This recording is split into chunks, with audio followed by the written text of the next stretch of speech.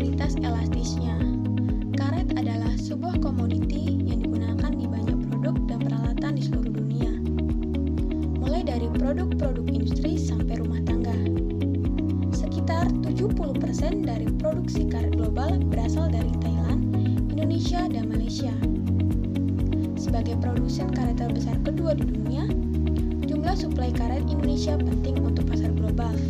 Kebanyakan produk karet Indonesia berasal dari Provinsi Sumatera Selatan, Sumatera Utara, Riau, Jambi, dan Kalimantan Barat. Perkenalkan, nama saya Nuryanti Azizah dengan NIM F1D121014, kelas B, Program Studi Teknik Pertambangan, Fakultas Sains dan Teknologi, Universitas Jambi. Di video saya kali ini, saya akan melakukan observasi partisipatoris dengan narasumber salah satu petani karet yang berasal dari Kecamatan Sungai Belam, Kabupaten Muaro Jambi. Nama Bapak Ahmad Rubangi, biasa dipanggil Pak Ahmad. Umur 55 tahun, pekerjaan tani atau motong karet, atau disebut potong. Nama Ibu Susiati, biasanya dipanggil Ibu Susi. Umur 41 tahun.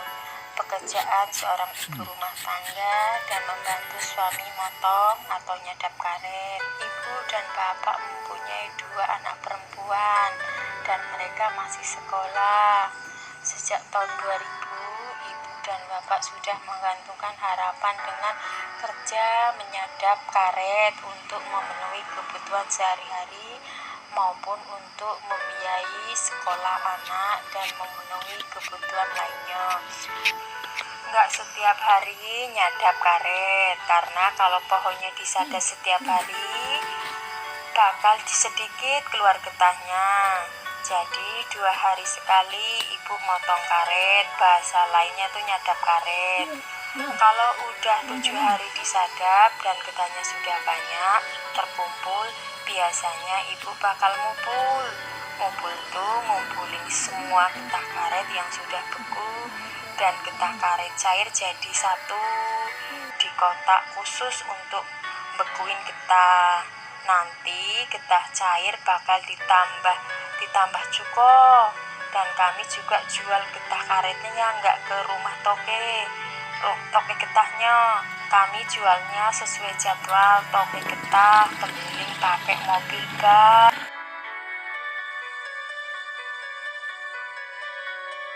Bapak dan Ibu pergi jam 6, berangkat dari rumah. Kalau selesai menyadap karet sekitar jam 12. Kalau mau mupul sampai jam 2. Dari rumah ke kebun kurang lebih 7 km, biasanya 15-25 menit waktu dari rumah sampai ke lokasi kebun. Perjalanan mulai dari jalan aspal sampai jalan tanah merah, lempung, licin. Belum lagi kalau jalan becek habis hujan, bisa lebih dari 25 menit karena harus pelan-pelan bawa motornya. Biaya rawat kebun tetap ditanggung oleh kami, dari beli sudu, obat getah. Ibu kalau ngobat biasanya 2 minggu sekali. Terus kebutuhan lain adalah cuko khusus bekuin getah karet.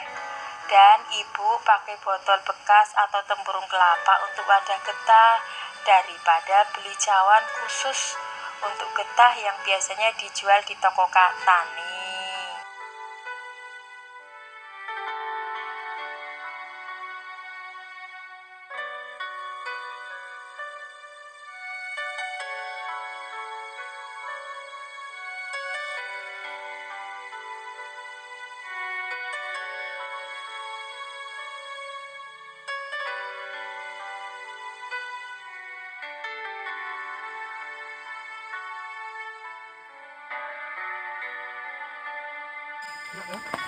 Dalam proses mengangkat getah karet yang berat ini, butuh bantuan kayu panjang yang nantinya diikat tali tambang bersama getah karet.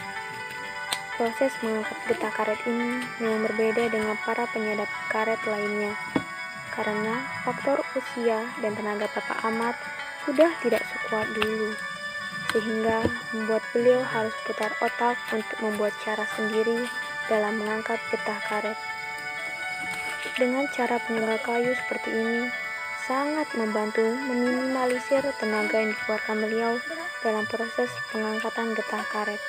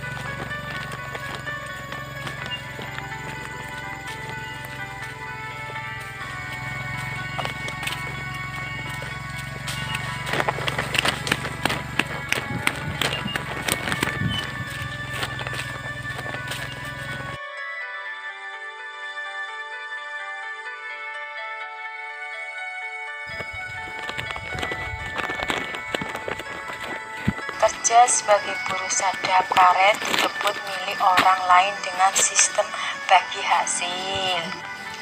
Nanti pemilik kebun mendapatkan hasil yang lebih sedikit dibanding kami.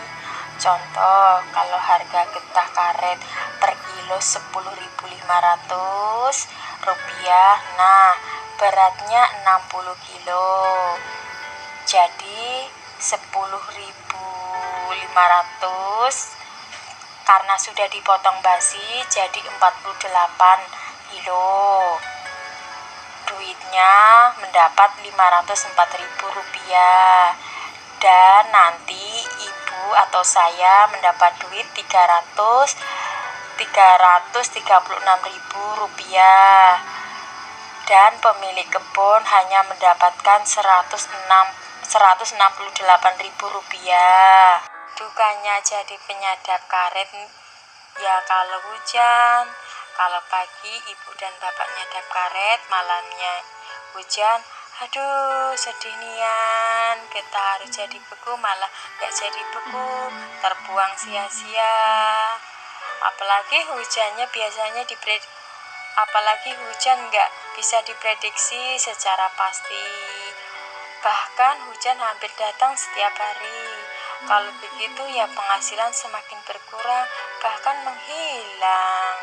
Awal-awal muncul wabah COVID-19, ibu dan bapak diam di rumah saja. Gak ada sama sekali penghasilan, susahnya jadi orang susah. Alhamdulillah kita sudah ada kenaikan dibanding bulan-bulan kemarin.